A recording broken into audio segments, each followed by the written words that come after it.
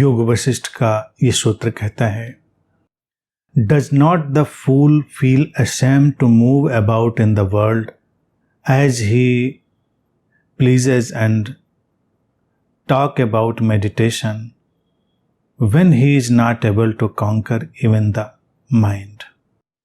सूत्र कहता है, एक मूढ़ व्यक्ति जो जीवन में विचरण करता है, जिसने अभी अपने मन को जीता नहीं है, वो ध्यान की बातें करता है और संसार में स्वयं को आनंदित बनाने के सारे प्रयास करता है, क्या वो अपने ऊपर शर्मसार नहीं होता?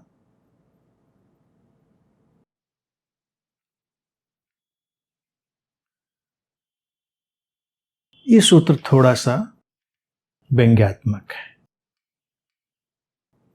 और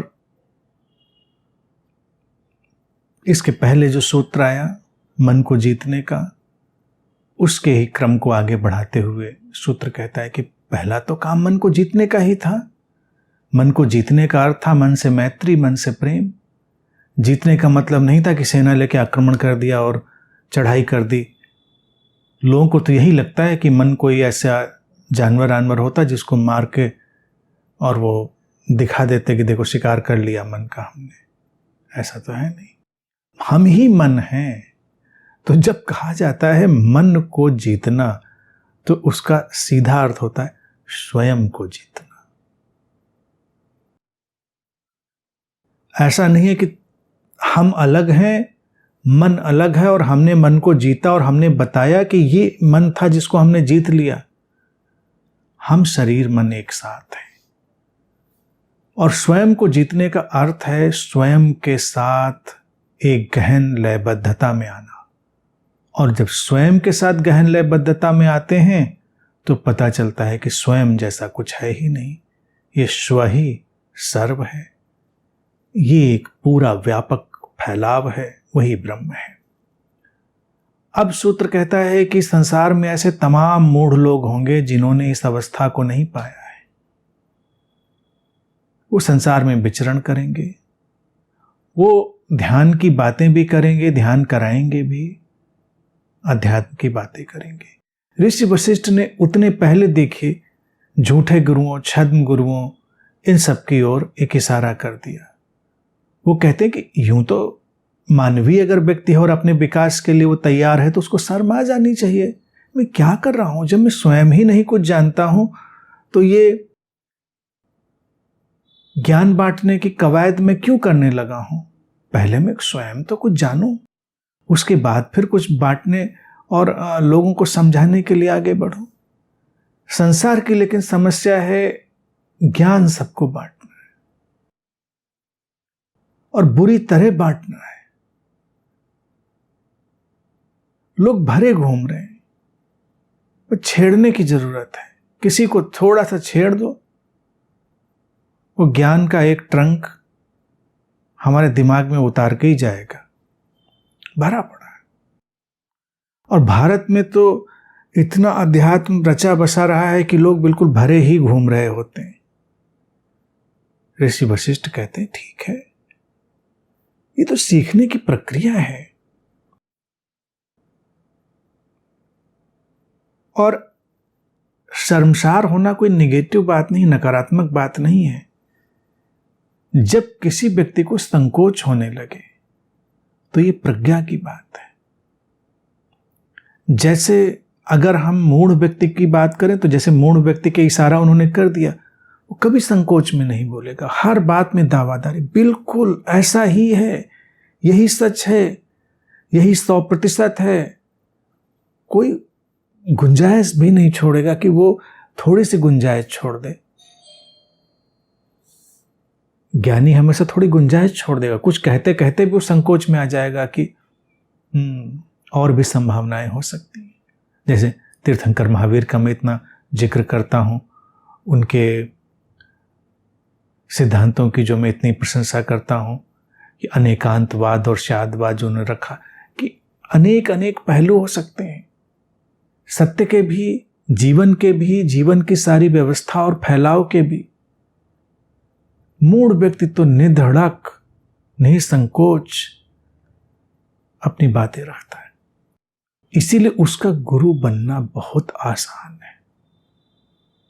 कभी कभी मुझे लगता है कि अगर ऐसे कोर्स और ट्रेनिंग स्कूल चला दिए जाएं तो बड़े अच्छे से ये सब फैक्ट्री लाइन पे प्रोड्यूस हो सकते हैं।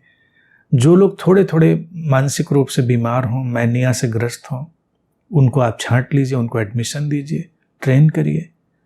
तो जो मैनिया से पीड़ित व्यक्ति होगा, कोई संकोच ही नहीं उसके अंदर, वो इतना जड़ और मूढ़ है, वो बस सीधे यही है। अब लोग कॉन्फिडेंस से प्रभावित हो जाते हैं, उनको लगता है अच्छा गुरुजी इतने कॉन्फिडेंस से बोल रहे हैं कि ऐसा ही है तो ऐसा ही होगा भाई। अगर वो कह रहे हैं, कोई भी बात बता दें काल्पनिक, कल्पना लोक की, तो अतीत में भारतीय दर्शन का सौंदर्य देखिए। ऋषि वशिष्ठ ऐसे लोगों को चिन्हित कर रहे हैं, यानी कि उस समय भी ऐसी व्यवस्था का फैलाव रहा होगा। आज ही थोड़ा ये हो गया होगा, लोग कहें कि नहीं आज तो ऐसा हो गया, वो तब भी रहा होगा। तभी वो कह रहे हैं क्या ऐसे लोगों को कोई शर्म नहीं आती, संकोच नहीं अनुभव होता? वो ध्यान की भी बात कर रहे हैं, वो सारी बातें समझा रहे हो। आप स्वयं के मन के साथ उन्होंने मैत्री नहीं करी, मन के धागे सुलझाए नहीं। धागे सुलझाएंगे तब जब पहले धागों को पहचानेंगे। धागे होते क्या है उनको पहले समझेंगे ना। इसीलिए पहले मन के बारे में बहुत सारी और बातें वशिष्ठ जी बोल के चले आए। अब कोई जो चिकित्सक है, जो सर्जरी करता है, जो हमारे भीतर नसों का इतना बारीक सा जाल फैला हुआ है, उसको व्यवस्थित करता है। कल्पना करो कोई व्यक्ति जानता नहीं है और ऑपरेशन करके उसकी खोपड़ी खोल के उसको बैठा दिया जाए, कहीं इधर देख लो, सब व्यवस्थित कर दो। उसको तो कुछ दिखेगा नहीं, वो तो बस व्यवस्थित कर देगा, इतना व्यवस्थित कि उसके बाद व्यवस्थित करने के लिए कुछ बचेगा ही नहीं। लेकिन अगर थोड़ा समझदार व्यक्ति होगा तो संकोच में पड़ जाएगा, कहेगा नहीं नहीं मुझे ये नहीं पता। तो पहले तो मन के धागे समझने हैं कि धागे हैं कहाँ पर। जैसे हम उन शरीर में फैले बारीक तंतुओं के जाल को बिठाएं तो पहले हमको ज्ञान तो होना चाहिए वो तंतु हैं कहाँ पर, वो थ्रेड्स, वो न्यूरॉन्स, वो नर्व्स, वो सब कहाँ पर फैलाव है।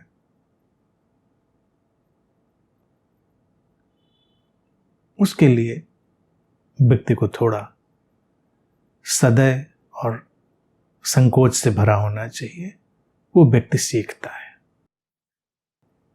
इसलिए इस सूत्र में एक बात हमेशा ध्यान रखें, जीवन में कभी भी कोई बात कहें, कोई व्यवहार करें, और अगर उसको हम ठीक से नहीं जानते हैं तो थोड़ा हाशिया छोड़कर व्यवहार करें, थोड़े सुधार की गुंजाइश हमेशा रखें। कभी ऐसा ना करें कि बस यही है। समझदार व्यक्ति जीवन में ओपन एंडेड बातें रखता और करता है। ओपन एंडेड मतलब बातें सिरे खुले हुए हैं, उनको बाद में विस्तार दिया जा सकता है। और मूढ़ व्यक्ति संसार में हमेशा क्लोज एंडेड बातें करता है, सब बंद, बिल्कुल। वो बात करेगा तो एब्सोल्यूट खत्म, ऐसा ऐसा ऐसा खत्म। लेकिन ऐसे लोग अगर उनको झक चढ़ जाए तो वो महान गुरु बन सकते हैं। महान से मतलब प्रसिद्ध हो सकते हैं, बहुत भीड़ जुटा सकते हैं, सब कुछ हो सकता है। लेकिन उनकी क्या चिंता करनी, और स्वयं को भी देखना है कि हमको जीवन में करना क्या है। कोई महत्वाकांक्षा है कहीं कुछ पहुंच जाने की, या जीवन को सहजता से शांति से जीने की बात है।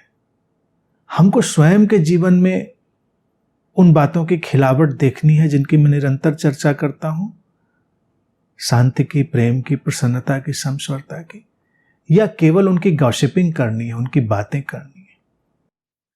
तो हमको बातें नहीं करनी है, हमको उनकी खिलावट, उनकी फ्लावरिंग, उस पर ध्यान देना है, क्योंकि हाँ जीवन हमारा है, हमको उसे जीना है और सुंदरतम बनाना है। तो सूत्र कहता है कि दूसरे करते हो ना करते हो शर्म, लेकिन जो साधक है वो हमेशा थोड़ा संकोच में रहे। संकोच में मतलब